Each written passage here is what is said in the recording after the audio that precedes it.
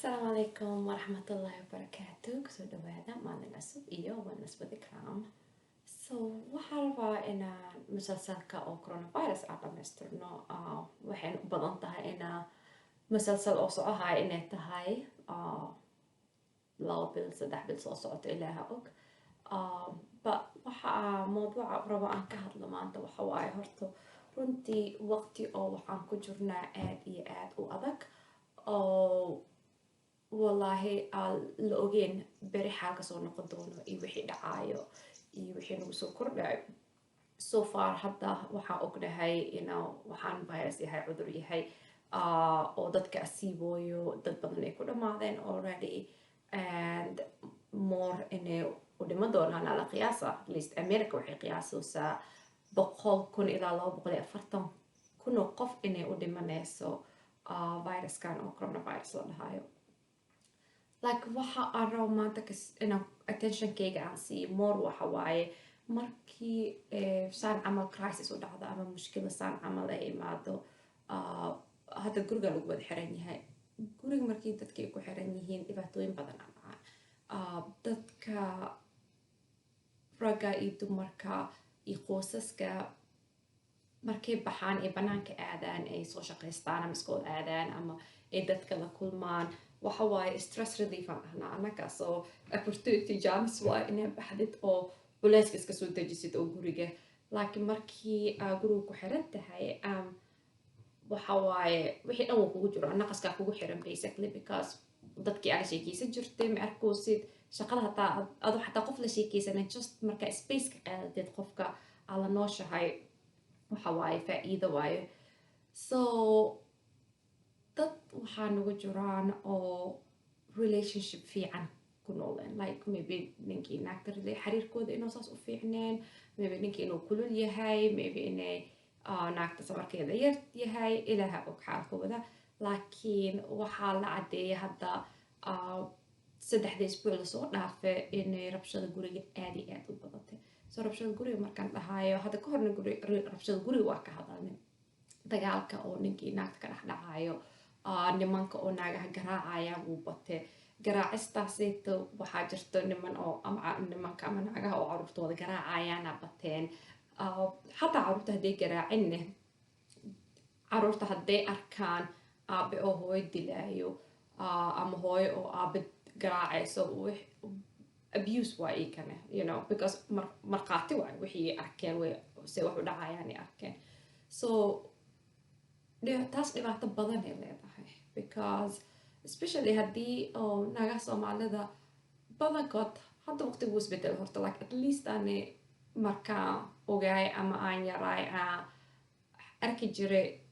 dumarka oo maybe hooyaday saaxiibadeed ahayn ama la xiriiri jiray kuwa oo hataa relationship fiican ku jirin waxay relationshipka ama guurka way ma ka tegi jirin ninka ama halay furo ma dhihi jirin. kuwa badankood oo waxaa jireen caruurtooda dartooda iskaga adkaysahayaan oo u sabrayaan ninkaneeta iyo xumaantiisa cashaan caruurta dartooda si ay caruurta yani whatever reason kana kaleeto yo iga geenin ama caruurtayda inay iga dayacmaan ma rabiso waa u adkaysanaa xumaantiisa ahayd. Laakiin adkaysashaalkaasayto haddii ninka hadduu baxayo kaasoo shaqaysanayo ama banaanka aadayo u adkaysatid like 24/7 hadduu kaasoo horjeedo oo nin fiicanne oo ahayn oo ku aflagaadeynaya ama ku xumeynaya ama gacantiis kugu soo xadgudbayso dhibaato waay aad iyo aad ay dhibaato u tahay because maxaa suubinaysaa marka. So waxaa rabo inaan dadka soo gaarsiiyo waxa waaye haddii aad tahay qof oo situationkaas ku jirto waa ku jeednaa waa kula soconaa you know qalbigeena iyo waa u jeednaa adkaysanoosid caruurtaada dartooda but also heer oo waxaa ha gaarin naftaada halis gelisid waxaad intaas isdhehaysid sabar. I know waqtigu wuu adag yahay. I know meel maybe inaadan qabin meela aadid okay maybe I whatever oo situationkaaga yahay caawinaadaa jirto helbiyaa jiro naftaada ha gelinin heer oo naftaada badbaadi caruurtaada badbaadi because dhibaatada ugu weyn waxa waaye waalid badan oo hooyooyin badan special intay dhahayaan caruurteydan badbaadina marabe dhibaat abala-aan inay koraan ama inay kale iga korayso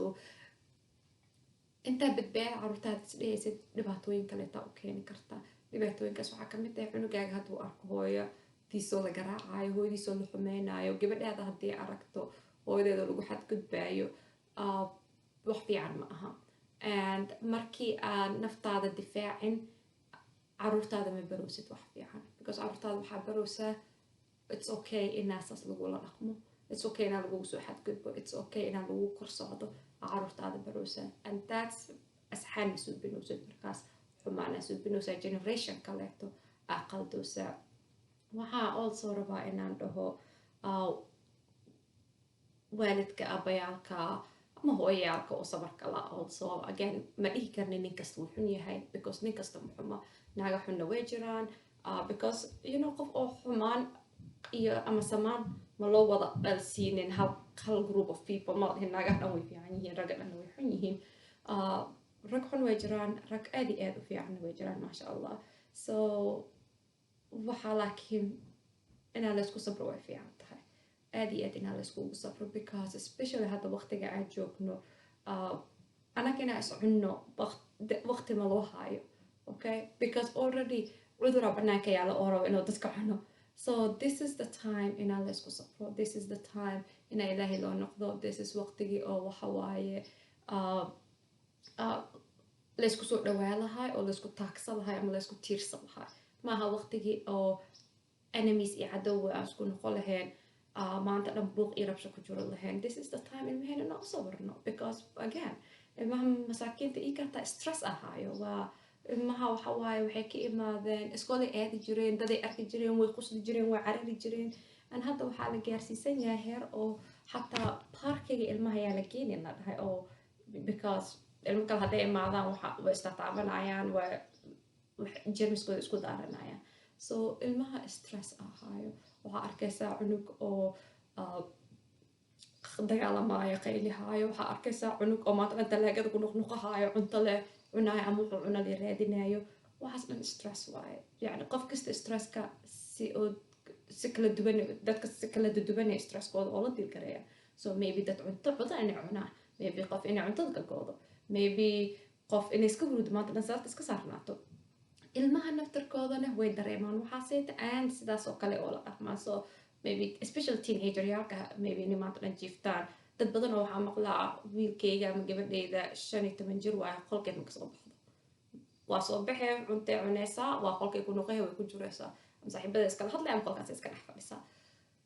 it's normal waqti adagay ku jiraan this is waqtigii loo sabri lahay maaha waqtigii laga daba qayli lahay kaala alaabta dhaq kaala guriga xaaq kaala ilmaha celceli because maskaxdooda isku buuqsan eerkii ay soo qaadan jireen ma qaadanooyin guriga ku xiran yihiin so ilmaha loo sabro waalidka ha loo sabro waalidiinta badankood stresskooda wuu badan yahay dad badan oo shaqadooda musgareeyaan jiraan because of waxa dhacay hadda so waxa waaye inaa dhaqaalaha haddii qof ka fikirsan tahay oo isku rab maskaxdii shoobar oo ka dhex socdo iyo si karootada ku bixinaya iyo biyaha ku bixinaysaa dan sabarkii waa yaraanaa and then caruur hadhowdi dadka kale ama odaygeeda ama caruurta inay adkeysa waaso dhici karto so marka waxaa la rabaa inaa isku sabarno odaygana inuu maamada u sabro maamadan inay odayga u sabarto because isaga naftarkiis nin rakih oo guri lagu xiray wax fiican maaha qof jecela iska yar caruurtan inaa loo sabro insha allah and insha allah ilaahay inaa la baryo oo naga qaado culeyskan intana saaran oo waxaa dadka oo la punish garay hoo ilaahay ma nagu daro haddii aan raacnana ilaahay shuhadaa ah nagu daro hana raacsiiyo waa intaas iyo wellness with ikram insha allah waa nabadgelyo amaana allah iyo isma qaldan booxiisa. Assalaamu calaykum waraxmatullahi wabarakaatu.